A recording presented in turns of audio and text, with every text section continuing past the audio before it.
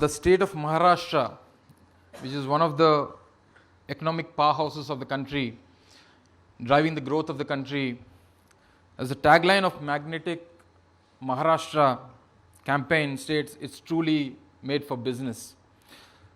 With its diversified portfolio across industry, including sectors such as automobile, chemicals, aerospace, defense, pharmaceuticals, textiles, and coming to infrastructure, where you have 2 major ports with almost 43 non-major ports. Just heard of it when my colleague minister was saying. In the IT and ITES sector, where the startup ecosystem, gems and jewelry, finance, tourism, the state boasts of the highest per capita income with almost $3,800 in 21-22 financial year, being the champion state of ease of doing business, and with availability of almost 48,000 acres of industrial land. You must have heard that Andhra Pradesh is the only state being ranked number 1 in ease of doing business in the last consecutive 3 years, where the last 2 years of ranking was based on the perception survey, 100% perception survey, with almost 356 issues taken up. The business reforms action plan, we are ranked number 1 with almost 97.83 standing number 1 in the country. Ours is the only state with almost 3 industrial corridors, which is the Visakhapatnam Chennai industrial corridor, where we have 5 nodes of industrial development. The other one is the Chennai Bangalore industrial corridor. The other one is the Bangalore Hyderabad industrial corridor. On these 3 specific industrial corridors, we have almost 48,000 acres of land for development of industry. Andhra Pradesh is the only state in India where the government of India is developing 11 industrial corridors in the country. Andhra Pradesh is the only state having 3 industrial corridors. We have almost 530 industrial estates, 293 industrial parks, 3 IT cells, 6 special economic zones, and 3, as I've just mentioned, 3 industrial corridors, which makes Andhra Pradesh a competitive investment destination on the India's east coast. So the government of Andhra Pradesh intends to make regulatory environment more business conducive by providing best-in-class infrastructure, zero-hassle setup, skilled talent, end-to-end hand-holding support for units, and to reduce cost and risk of doing business.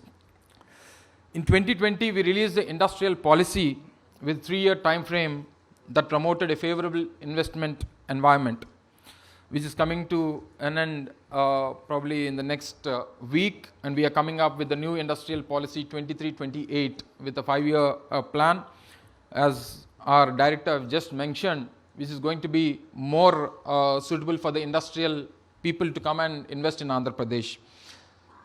We are soon going to launch a new policy in a new avatar and emphasis on driving economic growth across key focus sectors, which are the 13 major focus sectors: promoting port-led industrial development, end-to-end investor facilitation, skilling and employment generation, promoting entrepreneurship and startup culture, inclusive and balanced regional development. A single desk portal offers a one-stop digital platform for all domestic and industry and international investments. The business-specific approvals for setting up business are granted within a maximum of 21 days. As just a director mentioned, it's just 12 days time frame that we are giving all the approvals from almost 96 departments in the state. I've just mentioned we have an abundant land bank of 48,000 acres for industrial development.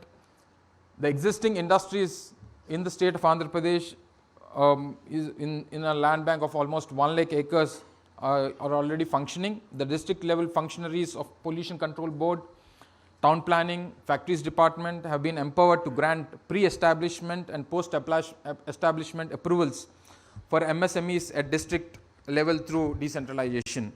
YSR AP1 is a multifaceted end-to-end business enablement center to provide support across the business life cycle. Andhra Pradesh is well positioned in sectors such as food processing, where our CEO Bharat took over the food processing sector, and I mentioned the opportunities of food processing sectors in the state. The marine product processing, electronics, pharmaceuticals, textiles, amongst many other sectors. Given the strong production capabilities in the state across aquaculture, agriculture, horticulture and dairy, Andhra Pradesh has high potential as a food processing hub. Andhra Pradesh is amongst top 3 in pharmaceuticals exports in India. The state is home to almost 200 pharmaceutical companies. And Andhra Pradesh is the only state which got the bulk drug park in the southern part of the country, where almost 17 states in the country have fought for it. And Andhra Pradesh is the only southern state in the country to get the bulk drug park with almost, we are getting an investment of almost 25,000 crores in the bulk drug park, which is going to be established in Kakinada, which is near to the Kakinada port. We'll be getting an employment almost up to 40,000 people. The state is amongst the largest producer of cotton in India and is also the second largest raw silk producer in India. State has gained significant traction in mobile manufacturing sector and producing one mobile phone every second in the state. Many major large and mega units that started production in recent years include the automotive sector. From the automotive sector, we have Kia Motors, Hero Motors, ATC Tires, Apollo Tires and Ashok Leyland. And in the building materials, we have Saint Gobain in Visakhapatnam, Kazaria, Ramco Cements and some other cement industries coming down to Andhra Pradesh. And in pharma, we have Divi's Laboratories, Dr. Reddy's, Natco, and many other coming up. And in the electronics sector, we have Panasonic, Blue Star, and some other companies which have been mentioned by our CEO Peter Kiran. In the last 3.5 years, the state has approved investments to the tune of almost 1.9 lakh crore that would go on to create an employment of around 90,000 people in the state.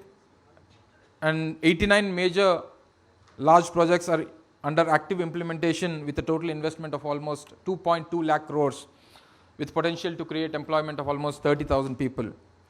The state's export rating increased from 7th in 2019-20 to rank 4th in 2021.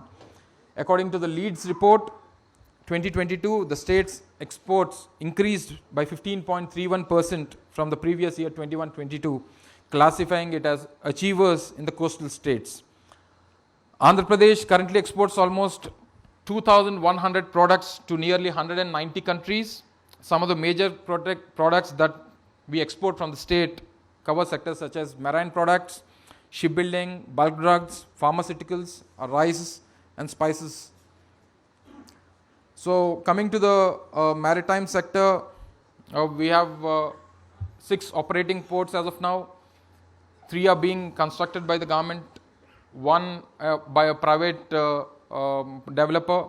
Almost with the construction of the 3 new ports and the 1 being developed by the private partner, we'll be having 10 ports in the state of Andhra Pradesh and 9 fishing harbors with almost 974 kilometer coastline, which is the second largest in the country.